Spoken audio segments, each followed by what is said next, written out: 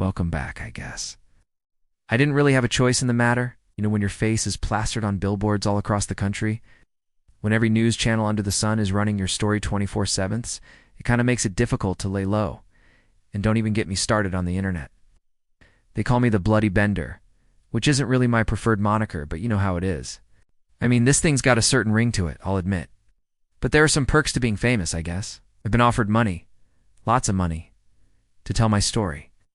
To those who want to exploit my pain for their own personal gain, I say no. Because I did not become the Bloody Bender to get rich. I did it because I had to. With survival of the fittest, and we were the fittest. Me, my brothers and sisters, we were a team. We were a unit. We took what we needed from these people, these suckers who drove out into the desert with enough drugs to put a small town under and thought they could outrun the cops. We took what we needed, and then we let them go. It wasn't personal. It was business. I think what really gets people's goat about this whole thing is that they cut and understand why someone would do what I did. Why? Well, I ask you, have you ever been in a situation where you felt like you had no other choice? Have you ever been backed into a corner and forced to make a decision that changed your life forever? I don't think so. I don't want to hear you. So this whole show trial has been one big joke. From the moment they read me my rights, I knew I was screwed. I knew I was going down. All those years living the dream, all those times slipping through the cops' fingers, it didn't matter. In the end, it was all about leverage. They always knew it was me, or at least they thought it was. And in a way, they were right. But the truth is stranger than fiction, isn't it? There were 5 of us in the family, 5 very distinct personalities, 5 unique individuals, each of us with our own strengths and weaknesses.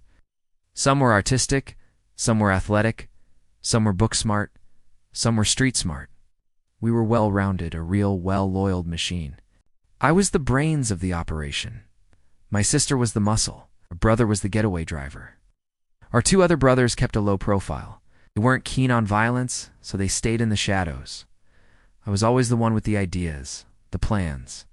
I saw an opportunity in the chaos of the 60s and 70s as the hippie drug culture exploded. Man, these kids were out there looking for a good time. They wanted to party, and they wanted to do drugs. They had no idea that they were sitting ducks out there on the open road.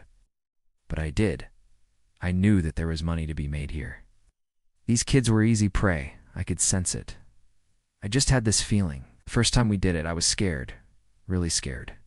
I mean, it was my first time seeing that look in someone's eyes. That deer in the headlights look when they realized they were trapped. But I pushed down that fear, shoved it aside because there was money to be made here. This was our ticket out of Dodge, out of this miserable existence.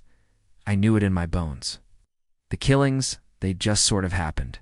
I never wanted to kill anyone, but if it meant protecting my family, protecting what we had built, then I guess I had no choice. But deep down, I knew that we could stop at any time. We chose not to because we were in too deep. There was no turning back. We were the Bloody Benders, and we were in it to win it. And now I'm sitting here in this stupid courtroom with a bunch of strangers deciding my fate. They want to know if I'm guilty or not guilty, as if that matters. I'm not guilty in the eyes of the law, but in the eyes of the people. That's another matter entirely. I'm the Bloody Bender, and I'm here to stay. Or maybe I'm not. Maybe it's all just a dream. Maybe I'll wake up tomorrow and everything will be different. Maybe I won't remember any of this ever happening, but deep down, I know that that's not going to happen. The past is the past and the future is unwritten. That's what I always tell myself. That's what keeps me going. That's what keeps me sane. Or maybe I'm just making excuses for what I did. Who knows? But here's the thing, if I could do it all over again, I would. I wouldn't change a thing. Now check out the most evil serial killer of all time, or watch this video instead.